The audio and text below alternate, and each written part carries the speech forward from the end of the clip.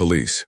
What's your emergency? At 12:54 p.m. on November 8, 2021, a chilling call shook Lancashire's emergency services. Michael Brierley, 48, was found dead in his home. His partner claimed he'd been assaulted at a pub and collapsed at home. But what began as a simple bar fight story would unravel into a sinister, calculated crime. As elite police officers entered the scene, they sensed something far darker. This wasn't just another assault. It was a methodical act of violence. And what detectives were about to uncover would expose a disturbing crime wave gripping Britain's vulnerable. Cuckooing. DCI Davies and CSI manager Gemma Cropper arrived at the house and quickly noted inconsistencies. Michael's body lay between the bathroom and hallway, bearing shocking injuries, over 160 impact wounds. Bloodstains throughout the property hinted at attempted cleanup. Forensic experts began quartering every room, capturing the scene before anything was touched. But the blood patterns didn't align with a pub assault. Impact spatter in the lounge revealed the true story. Michael had been attacked inside his home. The investigation shifted gears,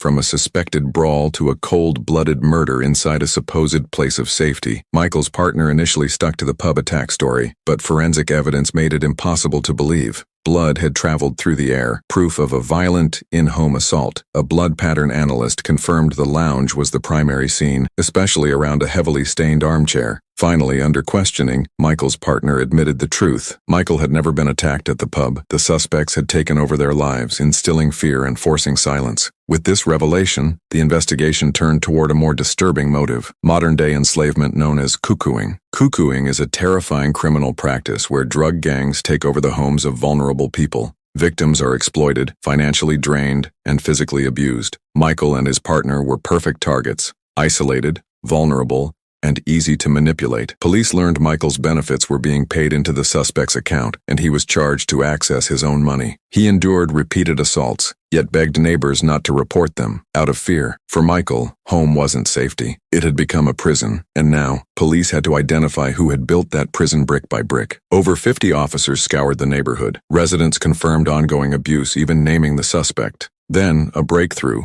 CCTV footage showed Michael and the suspect together the night before his death. The footage was damning. The suspect assaulted Michael in broad daylight and verbally abused him in a shop, showing clear control and cruelty. Yet this alone wasn't enough to tie him directly to the murder. Detectives needed more: physical proof. And fast. Every hour gave the killer more time to destroy evidence, change clothes, or disappear. Blood spatter in the lounge told a brutal tale. Michael had been attacked while seated. A single-seater sofa was soaked in blood, including impact patterns on the wall. This confirmed he had been beaten where he sat. Crucially, the hallway where his body lay had minimal blood.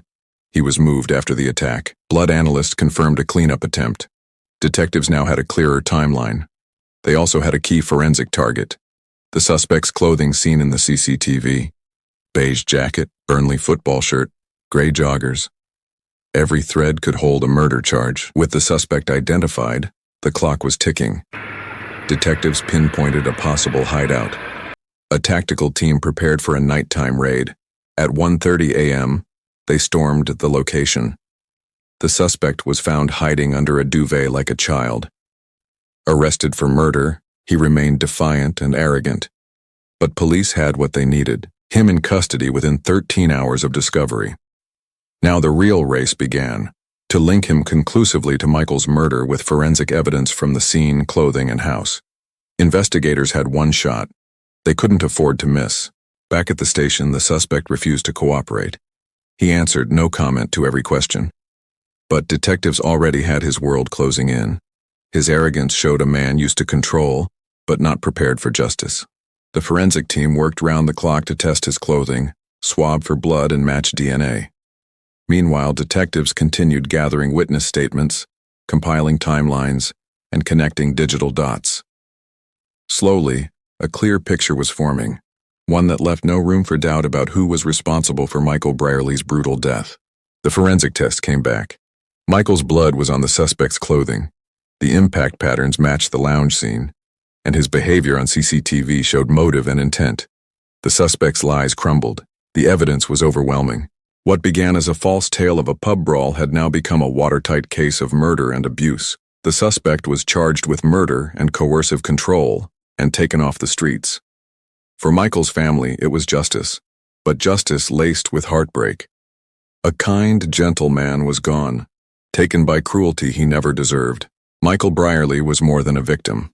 He was a beloved friend and partner. The detectives who worked the case still speak of his kindness. His death became a wake-up call for how easily vulnerable individuals can be preyed upon.